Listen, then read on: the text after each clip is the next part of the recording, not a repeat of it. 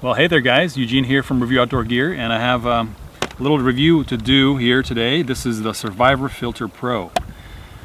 In the review, I'm just going to quickly go through the specs of the filter, talk about what's in the box, talk about the construction of the filter. After that, I'll talk a little bit about the actual functionality of this filter specifically, and the ergonomics and the filtration capabilities of it.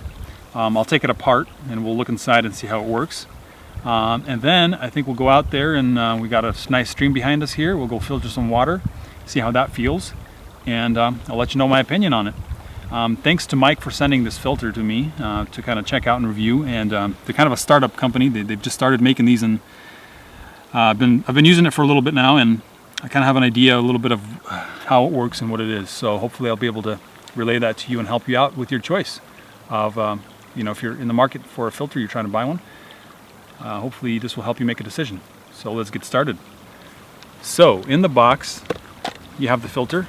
It comes with a kind of a cup and a lid, which is actually a really cool idea.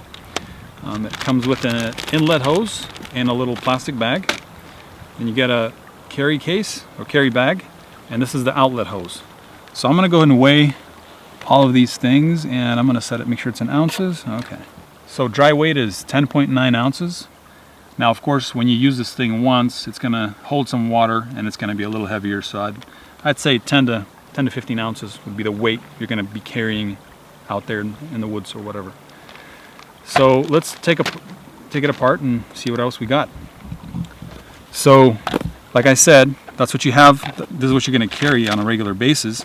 As a backup in the box, they also provide one spare part, which is a spare inlet filter. Let's talk a little bit about the construction. So what do we have here? Well, get the easy stuff out of the way. Nice little sack to keep the dirty hose, which is going to be, in the dirty water. That's the inlet filter there. Got a little nice tube, little flotation bits. These don't seem to do too awesome of a job. They're actually really dense. I'd want to see them a little bit more foamy, so to say, so that it actually wouldn't allow this thing to sink. We'll see how it works though. I'll show you. Got an inlet hose. These are nice quality, just polyurethane or something. I'm not sure what the material is, or maybe a silicone type of hosing, food safe or food grade. Nice sack. I like the sack. Actually, very well constructed. It has a kind of a soft side here and very nice and silky on the inside. Drawstrings. It's nice construction. Very compact, easy to stick things in there. So the cup, like I said. I would like to see some easy thing to do, right, is to put a little measuring on here. So, some people like to know if they have a cup or two, so that doesn't have it on there, but hey, it's fine. You can measure it at home and just kind of know what it is. The actual filter itself, so here it is. Let's take it apart. So in terms of size, you can see it's about the size of my hand, and I have pretty much average size hand. So let's take this thing apart. I got to loosen it up a little bit. So this part comes off of here, and then this thing comes off of here. So this is the plunger, and that's the filter. And it all comes off like this. So this is the main base part. This is where the water is coming in to be filtered. This is the plunger that's going to push the water through. That's the inlet hose. Pull these things out. This is just the main kind of body part to keep everything contained. It doesn't really do anything except keeps the stuff together. This is the primary filter, right, on the inlet hose. Then this is the secondary filter. It has some carbon in it, so it's a carbon filter. And then the finest part of the filter, the third stage, is in there, and they're basically these little microfilaments. So these, the filter itself has a 264-gallon capacity, and of course that depends on water quality. If you have nice, clean water and you just have, it's clear when you look at it, then you'll definitely be able to go up to that amount of gallons. But if it's really dirty water, you're gonna clog it up a lot quicker. Now that's the downside of this filter. You cannot clean it. So once it gets clogged, you can try to backflow it, blow water through it. Try things like that, but you're going to be kind of in a dire situation. So make sure this is the reason that they have the 3 levels of filtration. Hopefully this will get clogged before it gets here. So just be really careful, but do keep in mind that the capacity is about 260 gallons. So keep track of that. You don't get caught out there in the woods with not enough water or a messed up filter. So that's kind of the breakdown of the actual filter. I'm going to talk about materials here. So most of the materials I already mentioned. Now, the whole body, the main part of the filter, is all plastic. It's a good strong plastic. You can hear it's kind of like a really hard plastic, slightly flexible. I see some reinforcements on the inside, but I would say, it's good that this is plastic to reduce weight. It's 10, 11 ounces, but that's really kind of a weak point. One of the weak points for the filter is just it's going to be fragile. So for example, this plunger here, at least I'd want probably this part to be either aluminum or something, because that's the part that you're really going to push on to torque, and to get that pressure built up.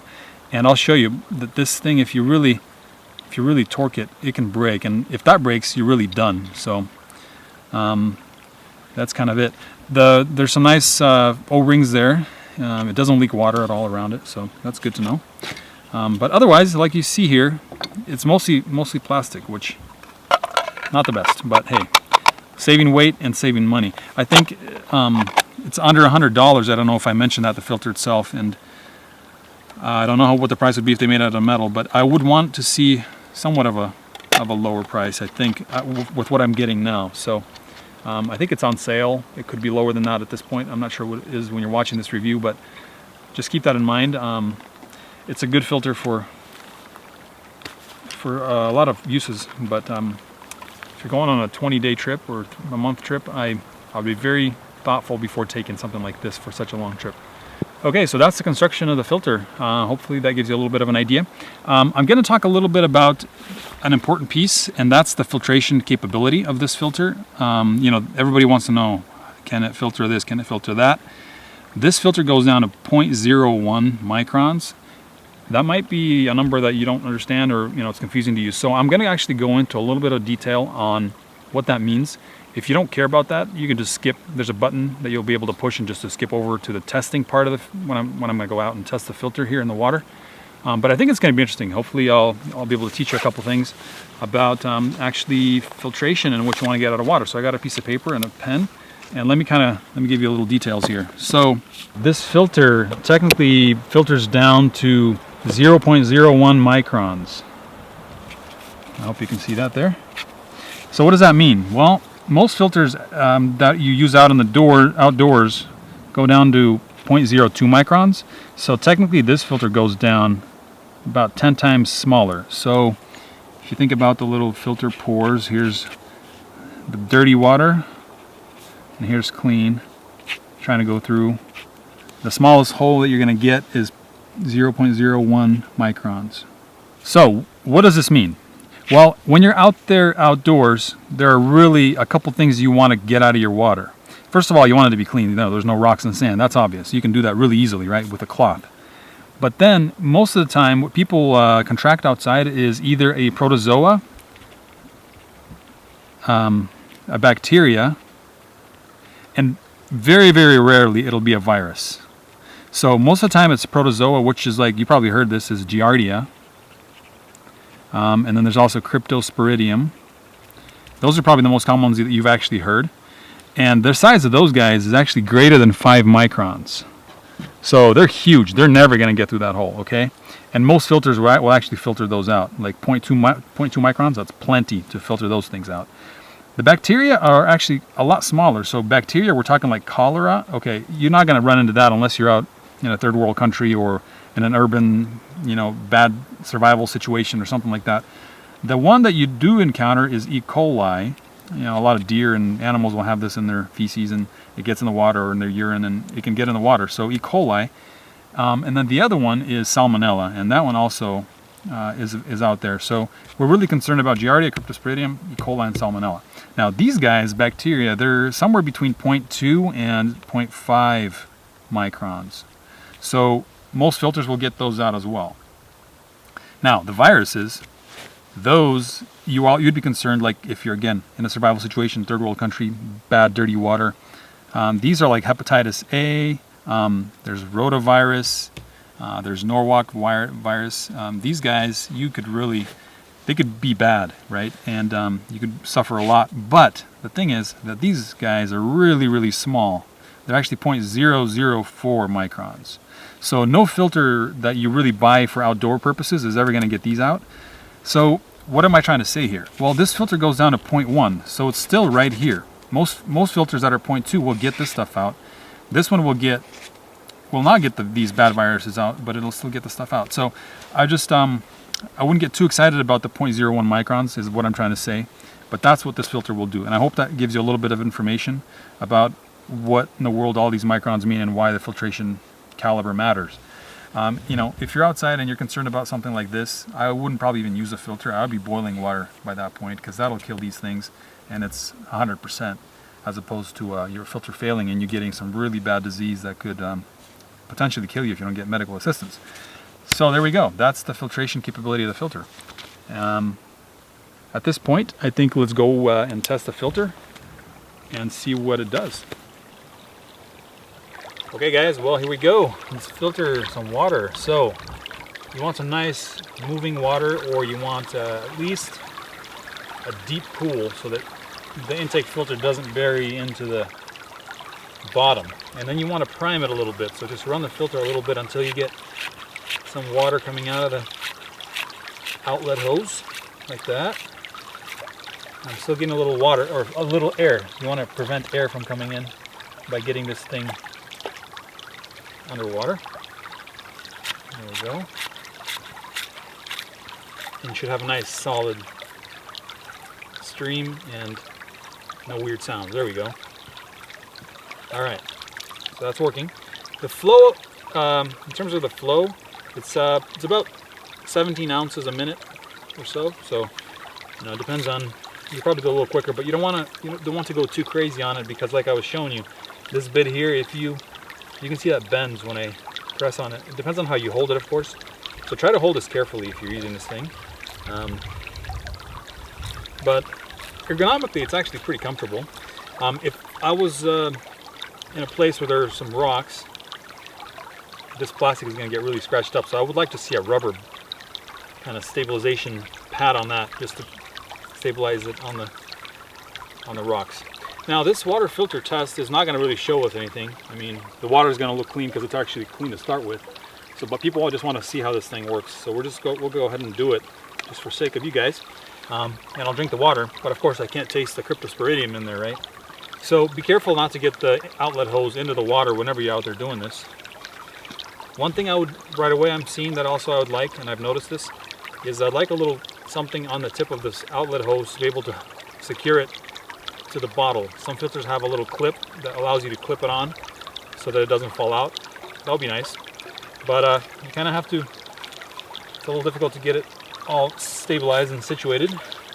But once you do, and you've primed some water through it, go ahead and pump, and